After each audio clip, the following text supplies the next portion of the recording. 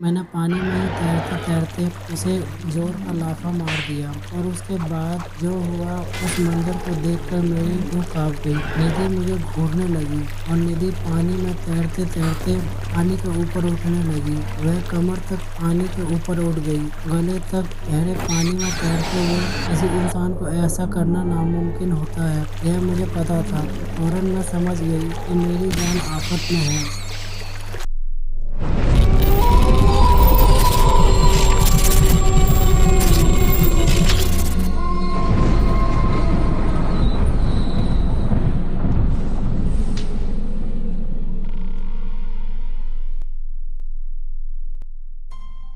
नमस्कार दोस्तों, मेरा नाम है जितेंद्र सिंह और मैं आपका स्वागत करता हूं मेरे साइबर इविल यूट्यूब चैनल में।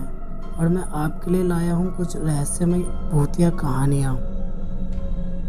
मेरा नाम कविता है और मैं जामनगर शहर में रहती हूं। मैं एक टीचर हूं। मुझे बचपन से ही तैराकी का जबरा शौक रहा है। बचपन में हम जब खम्भालिया तालुके में रहते थे, तभी पिताजी मुझे मेरी बहन निधि को नदी पर तैरना सिखाने के लिए ले जाते थे। रामनाथ मंदिर के पास बहने वाली नदी साल के 9 महीने पानी से भरी हुई रहती थी। उन्हीं दिनों नदी में तैराकी के वक्त मैं एक भयानक एहसास से गुजरी थी जिसने मेरी ज़िंदगी बदल कर रख दी। मेरे साथ वह दर्दनाक हादसा हुआ था। तब मैं 16 साल की थी और 11वीं कक्षा में थी। सामान्य दिन था। रोज की तरह मैं, मेरी बहन निधि और पापा नदी पर गए। उस दिन पानी काफी ठंडा था, इसलिए पापा ने मुझे निधि को कमर से ज्यादा गहरे पानी में जाने से मना किया था और खुद नदी के पास स्थित रामनाथ मंदिर में दर्शन करने चले गए। मैं और निधि पानी में उतरी और हंसी मजाक करते हुए तैराकी करने लगी। तभी अचानक मुझे महसूस हुआ कि मेरी बहन निधि मुझसे दूर थोड़े गहरे पानी में जाने लगी। मैं फौरन उस पर चिल्लाई और वह फिर भी आगे ही आगे गहरे पानी में जाने लगी। मैं निधि को पकड़कर वापस लाने उसके पीछे पीछे गहरे पानी में जाने लगी। अब पानी मेरे गले तक था। अचानक निधि मेरी आंखों से गायब हो गई। मुझे लगा कि वह डूब गई और तब खौफ के मारे मेरी चीख निकल गई। तभी अचानक निधि पानी से बाहर आई और मुझे देखकर हंसने लगी। मैंने पानी में ही तैरते तैरते उसे जोर का लाफा मार दिया और उसके बाद जो हुआ उस मंजर को देखकर मेरी रूह कांप गई। निधि मुझे घूरने लगी और निधि पानी में तैरते तैरते पानी के ऊपर उठने लगी। वह कमर तक पानी के ऊपर उठ गई, गले तक। गहरे पानी में तैरते हुए किसी इंसान को ऐसा करना नामुमकिन होता है, यह मुझे पता था।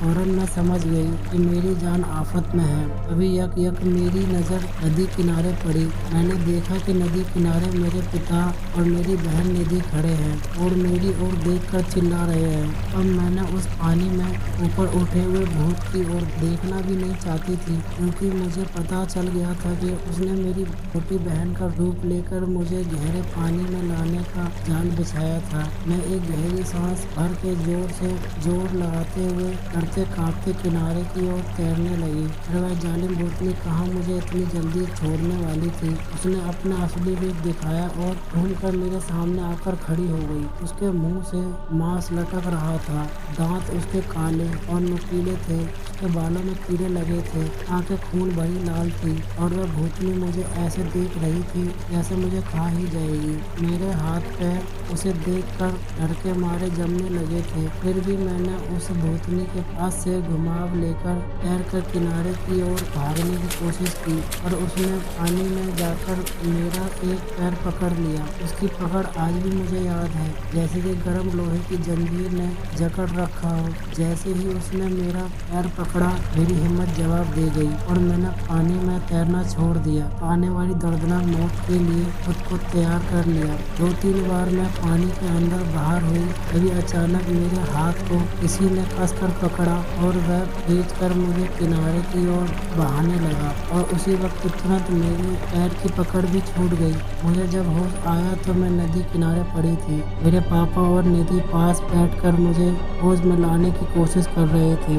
निधि ने कहा कि वह कभी गहरे पानी की ओर गई ही नहीं थी। मेरे पापा ने कहा कि उसे पानी में कोई भूतनी मेरे सामने खड़ी देखी ही नहीं। पापा ने कहा कि गहरे पानी से नदी की ओर मैं खुद बहकर आई। उन्होंने मुझे ना तो खुद बचाया था और ना ही मुझे नदी किनारे वापस खींचते हुए देखा। शायद उस पानी में एक बुरी शक्ति थी जो मेरा भोग लेना चाहती थी। वहीं पर एक भली शक्ति भी थी जिसने मुझे उस भूतनी के चंगुल से छुटाकर किनारे पर ला फेंका था। दोस्तों, ये थी आज की कहानी। अगर आपको ये कहानी अच्छी लगी हो तो इस कहानी को लाइक करें, कमेंट करें और अपने दोस्तों को भी सुनाएं फेसबुक और व्हाट्सएप पे। और अगर आपको भूतिया कहानियाँ सुनना अच्छा लगता है तो हमारे साइबर एविल यूट्यूब चैनल को सब्सक्राइब जरूर करें और बेल आइकन दबाना ना भूलें, क्योंकि हम ऐसी ही रहस्यमय और भूतिया कहानियाँ रोज लाते रहते हैं। और वीडियो देखने के लिए धन्यवाद।